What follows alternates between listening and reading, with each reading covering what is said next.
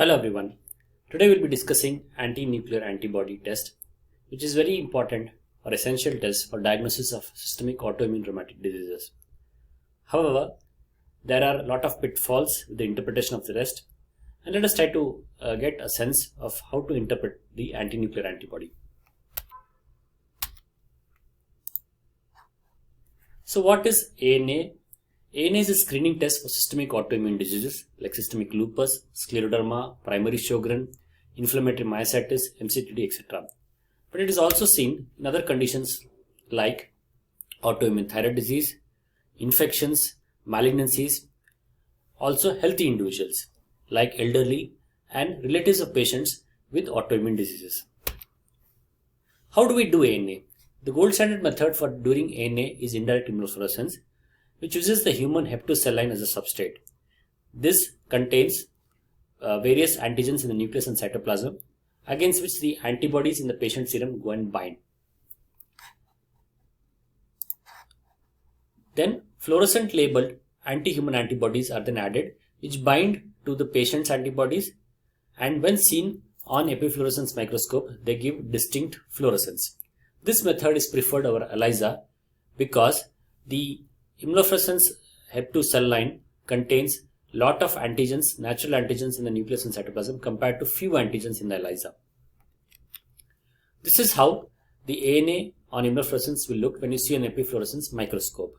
You can see the brightly fluorescent nucleus. So this is how an ANA report should be there. There are three important points which we consider. It is not just enough to say whether the ANA is positive or negative. You also need to know the pattern, the intensity, as well as the primary and endpoint dilution.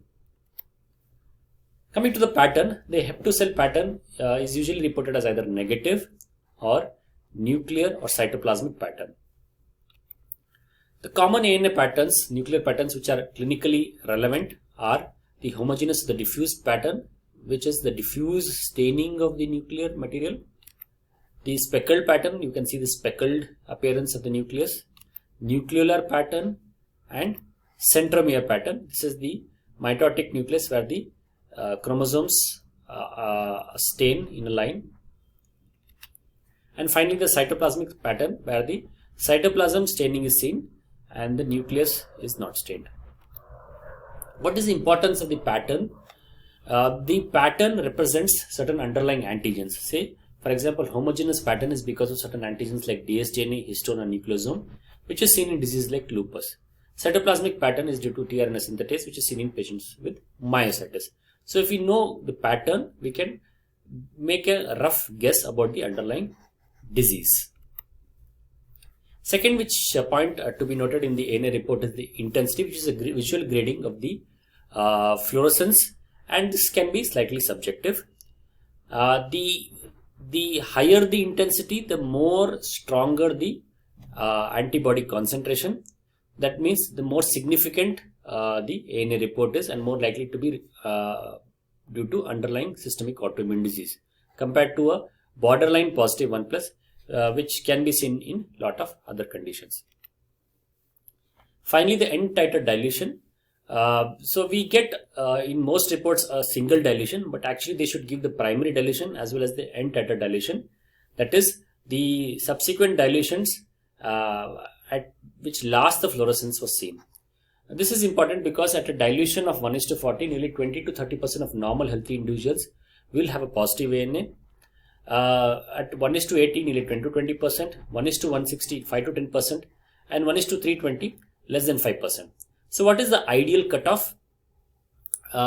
Most recommendations are to use a cutoff of 1:160, which gives an optimal balance between sensitivity and specificity. Though a titer of 1:320 means the chances of having a false positive ANA is less than 5%, and this is more ideal. So looking back at this report, the ANA is positive, but if you look at the pattern is nuclear homogeneous. That means the underlying antigen is most likely dsDNA, histone, or nucleosome. The intensity is 3+. That means the concentration of antibodies is strong, and the end titer dilution is 1:1000. That means the likelihood of it being a false positive ANA is very, very less. From this we can make out this is a significantly positive ANA. It means it's more likely to be an underlying autoimmune disease, and most likely that disease is going to be lupus. So when to do ANA? ANA must be performed only when there's a clinical suspicion of an underlying autoimmune CTD. If the screening test by ANA immunofluorescence is positive, only then we will do further tests like ANA profile for specific autoantibodies.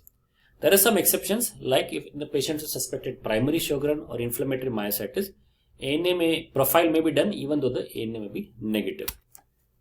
When not to test for ANA, for conditions like rheumatoid arthritis, osteoarthritis, obviously it is not at all helpful.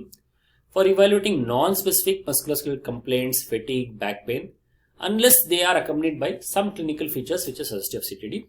For screening of asymptomatic individuals, ANA test also should not be repeated in a patient because the changes in the titer are not of any use in monitoring the disease activity. So finally, some take-home messages. ANA by indirect immunofluorescence is the gold standard compared to the ELISA method.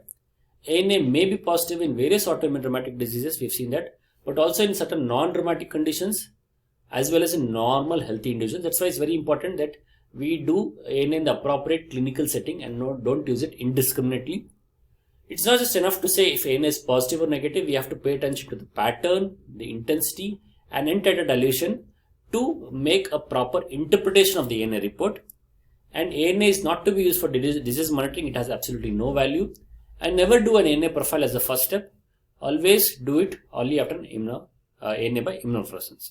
Thank you. Hopefully this video was useful in your clinical practice. Thank you.